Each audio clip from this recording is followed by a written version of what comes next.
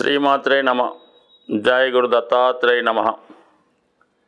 ఈ వీడియోలో మనం వివాహం కొరకు ఎదురు చూస్తున్నటువంటి యువతీ యువకులకు తొందరగా వివాహం కుదరాలంటే ఒక 6 ముఖ్యమైనటువంటి సూత్రాలు, అలాగే జాగ్రత్తలు అనుకోండి, సూత్రాలు అనుకోండి, పరిహారాలు అనుకోండి, ఇవి పాటించడం వల్ల మరి చాలా కాలంగా ఎదురు చూస్తున్నటువంటి యువతీ యువకులకు మరి ఒక జంట ఏర్పడి తొందరగా వివాహం జరిగే అవకాశాలు ఉంటాయి.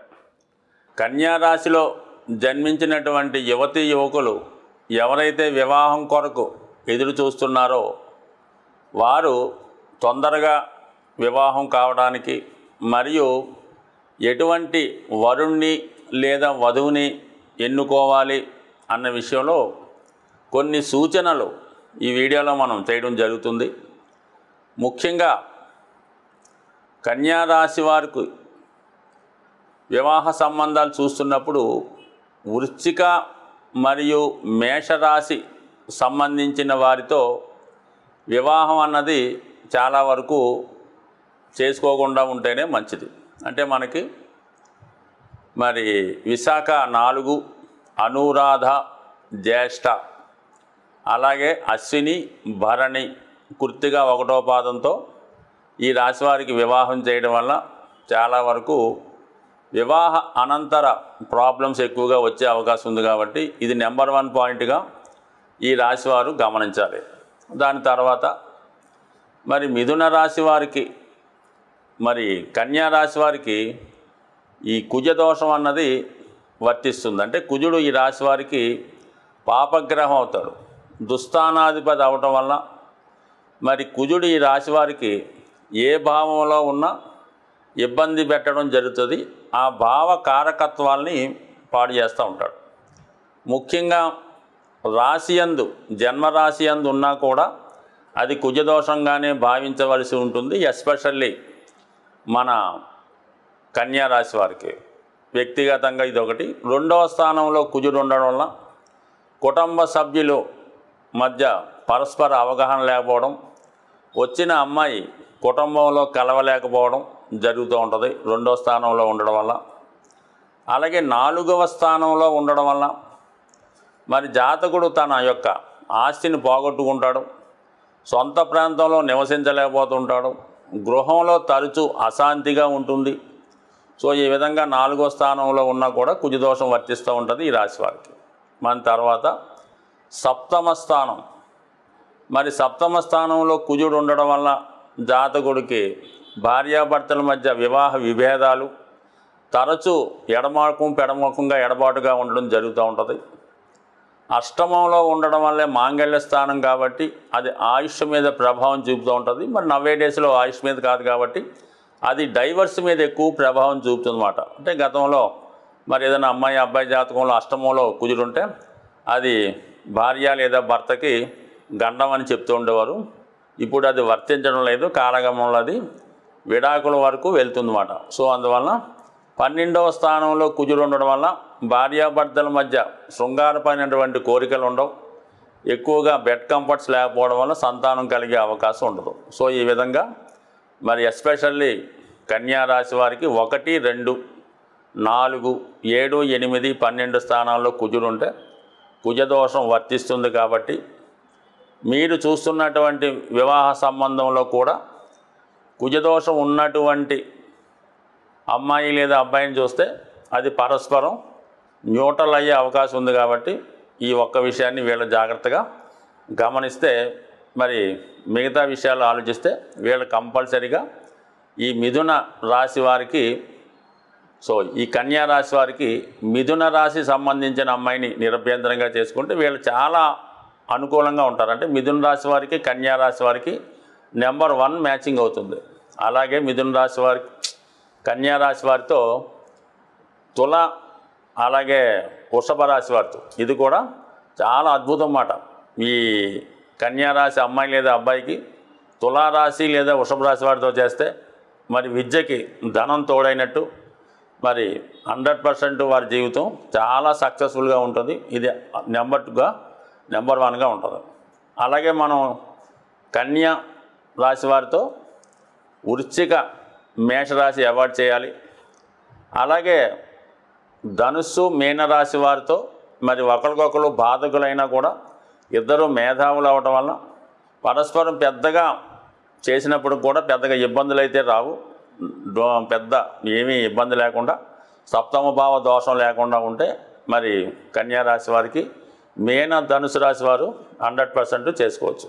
అలాగే మకర కుంభాలు ఇది కూడా చాలా వరకు అనుకూలించే అవకాశం ఉంటుంది కాబట్టి మరి వీళ్ళు కూడా ఈ రాశి వారితో చేసుకుంటే అన్యోన్యమైనటువంటి దాంపత్యం రాశి వారికి అవకాశం ఉంది. అంటే ఎక్కువగా ఈ కన్యా రాశిలో జన్మించినటువంటి అమ్మాయిలు కానీ అబ్బాయిలు కానీ చాలా హెల్పింగ్ నేచర్ కలిగి ఉండి సేవకా భావ లక్షణాలు కలిగి ఉంటారు. అందువల్ల వీళ్ళు చాలా వరకు భార్య లేదా భర్తని చాలా బాగా ఇష్టపడతారు.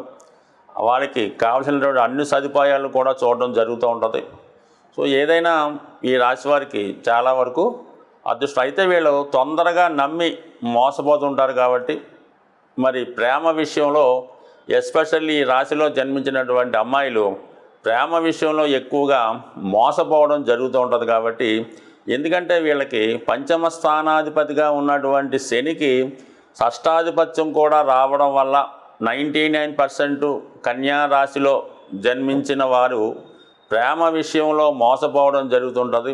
పొరపాటున ప్రేమ వివాహం జరిగితే జీవితాంతం వాడికి సేవలు చేస్తూ వాడు చెప్పినట్టు వింటూ చాలా ఇబ్బందులు పడి దాని తర్వాత దాని నుంచి బయటపడడం కూడా ఈ కన్యా రాశి వారికి ఎక్కువగా జరుగుతుంటుంది. కాబట్టి సాధ్యమైనంత వరకు వీళ్ళు ప్రేమ వివాహం జోలికి వెళ్లకుండా పెద్దలు కూర్చొని వివాహం అదీను కొద్దిగా వివాహ పొందను చూసుకొని జాగ్రత్తగా చేసుకుంటే వివాహ విషయంలో చాలా వరకు ఇబ్బందులు లేకుండా సజావుగా సాగే అవకాశం ఉంటుంది.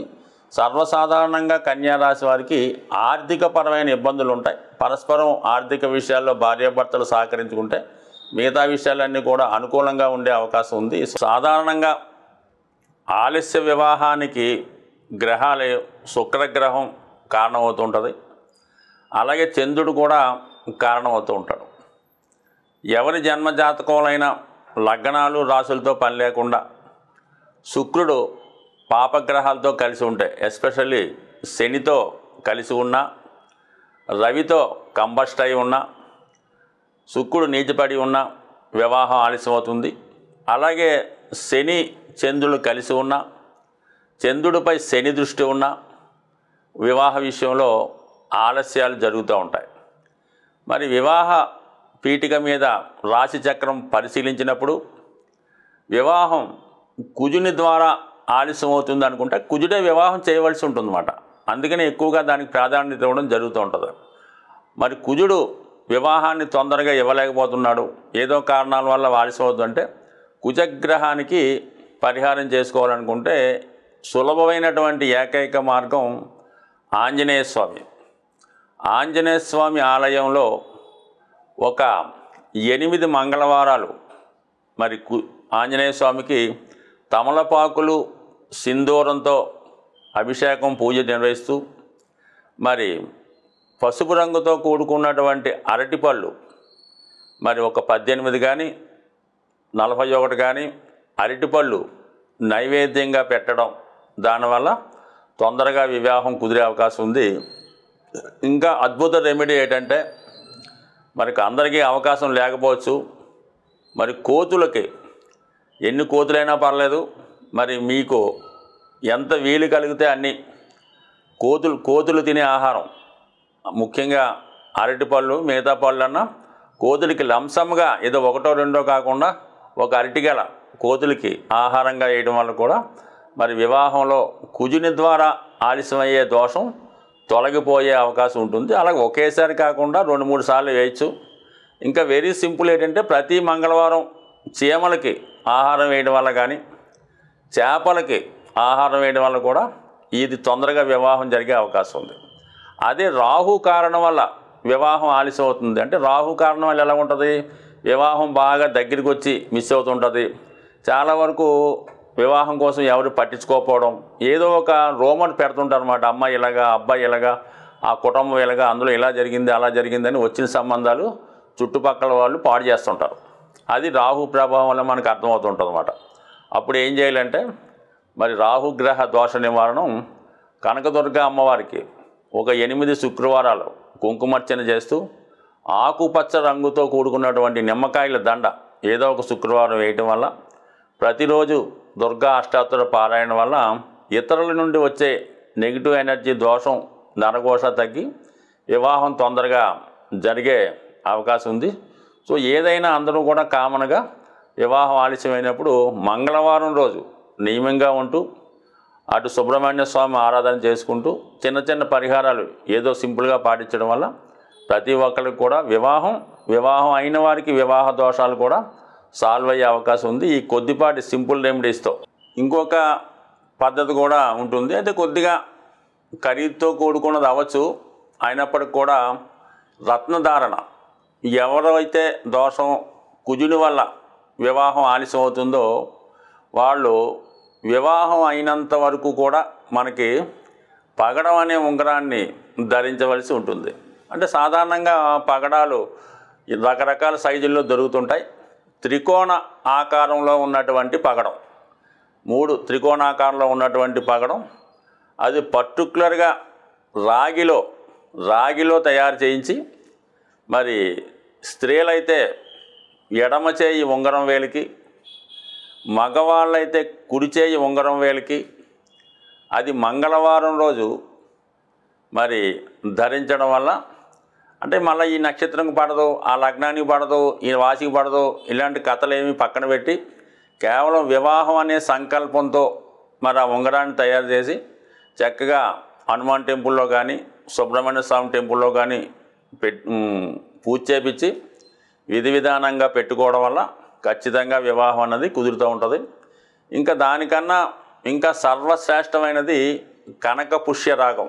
అంటే మనకి గురుగ్రహ అనుగ్రహం లేనిది కూడా ఏది జరగదు. అందుకే పెళ్ళికి గురుబలం వచ్చిందా అని అడుగుతుంటారు. కాబట్టి మరి ఇదేంటంటే పెద్దగా ఇబ్బంది కలిగింది, ఎవరికి కూడా ఎటువంటి నష్టాన్ని కలిగించదు. కాబట్టి కనక పుష్యరాగము, ఈ కనక పుష్యరాగం అనే ఉంగరం మరి సుమారుగా అటు ఇటుగా 3 క్యారెట్ల ఉంగరం, అది బంగారంలో తయారు చేయించుకోవచ్చు లేదా వెండిలో తయారు చేయించుకొని గురువారం రోజు గురు హోరలో, అంటే ఉదయం 6 నుంచి 7 గంటల మధ్యలో మరి ఏదైనా ఆలయంలో, ముఖ్యంగా దత్తాత్రేయుడు ఆలయం సంబంధించిన దాంట్లో పూజ చేయించి గురువారం రోజు ఈశాన్య వైపు తిరిగి మీ పెళ్లి కొరకు ఎవరైతే బాగా ఆందోళన చెందుతున్నారో, ముఖ్యంగా మదర్ చేతి మీదుగా మీరు ఆ ఉంగరాన్ని కుడి చేయి చూపుడు వేలికి అబ్బాయిలు,